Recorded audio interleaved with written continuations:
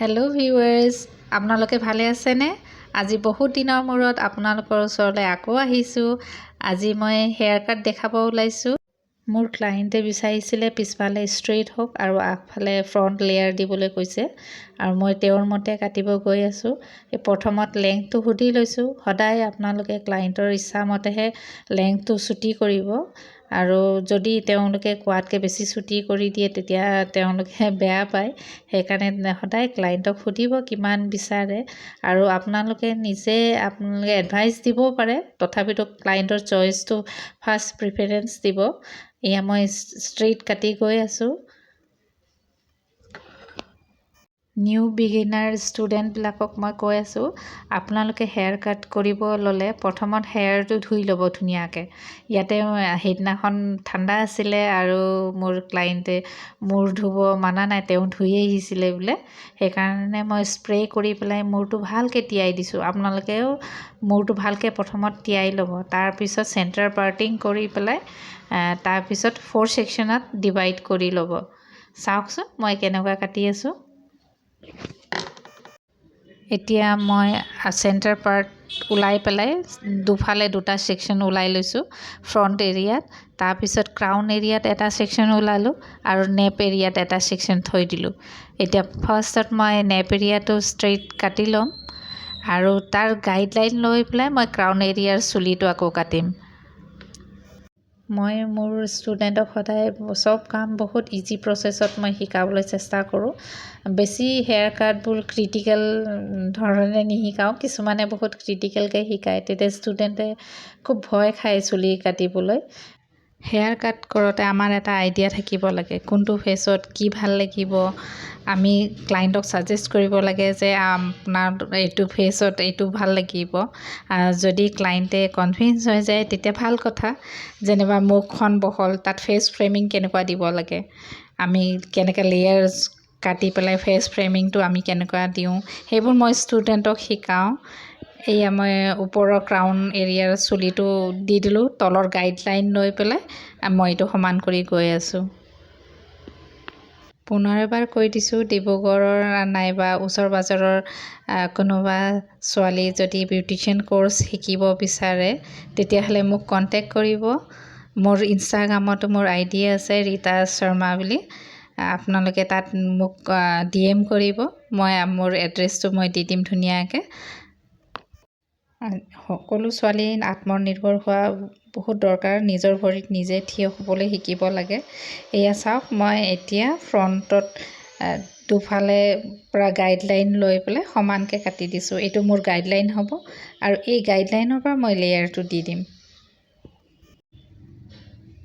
এয়া মই লৈছোঁ গাইডলাইনটো, হাতটো লাহেকৈ অকণমান বেঁকা কৰি দিছোঁ আৰু কিনা আঙুলিৰ লিটিল ফিংগাৰৰ পৰা ওপৰৰ গাইডলাইনলৈকে মই কাটি পেলাই দি দিছোঁ। তেতিয়া এইটো লেয়াৰ্ছ ওলাই যাব ধুনীয়াকৈ।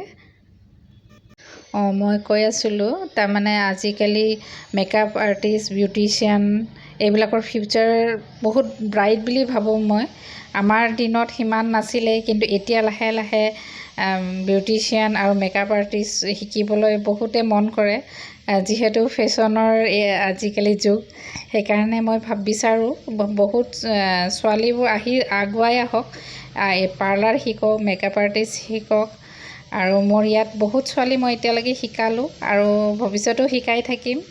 সেইকাৰণে কৈছোঁ যে কোনোবা যদি ইণ্টাৰেষ্ট আছে প্লিজ আপোনালোকে মোৰ পাৰ্লাৰ আহিব। যেনেকুৱা ক্লায়েণ্টৰ ৰাইট ছাইডে কাটিলোঁ ঠিক তেনেকুৱা একেই লেফ্ট ছাইডতো মই কাটি দিলোঁ আৰু পিছফালে যোনটো ষ্ট্ৰেইট কাটি থৈছোঁ তাৰ লগত চুলিৰ আগফালৰ লেয়াৰ্ছটো মই মাৰ্জ কৰি দিছোঁ, যাতে তাতে আকৌ ডিছকানেক্ট দেখি নাপায়। সেইকাৰণে সমানকৈ মাৰ্জ কৰি লৈ যাব। এই কাটা হৈ গ'ল। এতিয়া মই ড্ৰাই কৰি আছোঁ। এয়া চুলি শুকুৱাই ল'লোঁ, তাৰপিছত অলপ অলপ ছেটিং কৰি আপোনালোকক দেখুৱাম। আপোনালোকক কেনেকুৱা লাগিছে আপোনালোকে কমেণ্ট ছেকশ্যনত জনাব আৰু আপোনালোকক মোৰ কাটা প্ৰচেছটো ইজি যেন লাগিছে নাই? বহুত ইজি ধৰণে মই কাটিবলৈ শিকাওঁ। মোৰ হেয়াৰ কাটছটো কেনেকুৱা লাগিলে? আপোনালোকক যদি মোৰ হেয়াৰ কাটছ আৰু মোৰ ভিডিঅ'জ ভাল লাগে তেতিয়াহ'লে প্লিজ আপোনালোকে লাইক, কমেণ্টছ আৰু শ্বেয়াৰ কৰিব আৰু নতুন ভিউৱাৰ্ছসকলক ৰিকুৱেষ্ট কৰিছোঁ মোৰ চেনেলটো ছাবস্ক্ৰাইব কৰি দিব। আগলৈও মোৰ হেয়াৰ কাটছবোৰ দি থাকিম। আপোনালোকে বেয়া নাপাব, মোৰ মাজে মাজে অলপ ভিডিঅ' দিয়াত দেৰি হয়, কাৰণ শ্বুট কৰিবলৈ মোৰ টাইম নাথাকে। পাৰ্লাৰত ভিৰ হৈ থাকে, তেতিয়া কেমেৰা লৈ ইফালে ইফালে ঘূৰিবলৈ মোৰ অকণমান টান পাওঁ, কাৰণ কাৰো সময় নাথাকে, চবে লৰালৰি বিচাৰে। তথাপিতো তাৰ মাজতে মই শ্বুট কৰিছোঁ আৰু আপোনাক এইটো দেখুৱাইছোঁ। আপোনালোকে কেনেকুৱা পালে জনাব। Thank you. এইটো ভিডিঅ' শ্বুট কৰাটো দিন হ'ল, অলপ মাজতে বৰষুণ দি আছিলে যে তেতিয়া শ্বুট কৰা, কিন্তু এডিট কৰিবলৈ সময় নাই পোৱা, সেইকাৰণে এডিট কৰা নাছিলোঁ। অলপকৈ কৰি থৈ দিছিলোঁ। পাৰ্লাৰতো মানুহ থাকে, সময় নাপাওঁ, আকৌ ঘৰত গৈও কাম থাকে, তাৰ মাজত এডিট কৰাটো বহুত কষ্ট। সেইকাৰণে অলপ এডিট কৰি থৈ আজি শেষ কৰিলোঁ আৰু আজি প'ষ্ট কৰিছোঁ। আপোনালোকে বেয়া নাপাব। সেইটো কাৰণে মই ঘনাই ভিডিঅ'জ দিব নোৱাৰোঁ, তথাপিতো চেষ্টা কৰিম যিমান পাৰোঁ সোনকালে প'ষ্ট কৰিবলৈ।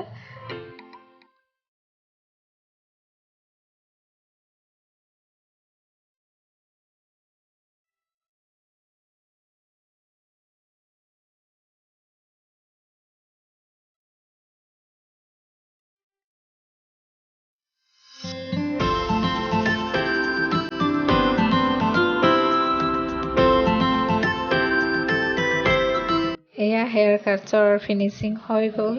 ফ্ৰণ্ট লেয়াৰ আৰু পিছফালে ষ্ট্ৰেইট আছে, আৰু ক্লাইণ্টে যেনেকুৱা বিচাৰিছে মই তাইক সেনেকুৱা দিব চেষ্টা কৰিলোঁ। তাই খুব ভাল পাইছে, তাই মনে বিচৰাটো পাইছে, সেইকাৰণে ভাল পালে। আৰু মই সদায় চেষ্টা কৰোঁ ক্লাইণ্টক তেওঁলোকে যেনেকুৱা বিচাৰে মই তেনেকুৱা দিব চেষ্টা কৰোঁ, তেতিয়া ক্লাইণ্টে ভাল পায়।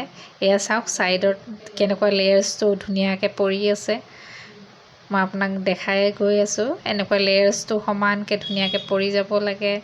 আৰু ফ্ৰণ্টটো অকণমান শ্বৰ্ট দিছোঁ, যিহেতু তাইৰ ফৰহেডটো অকণমান ডাঙৰ, সেইকাৰণে এই ফ্ৰণ্টত অকণমান লেয়াৰ্ছটো দি দিছিলোঁ। এয়া চাওক, মোৰ ক্লাইণ্টজনীও বৰ মৰম লগা।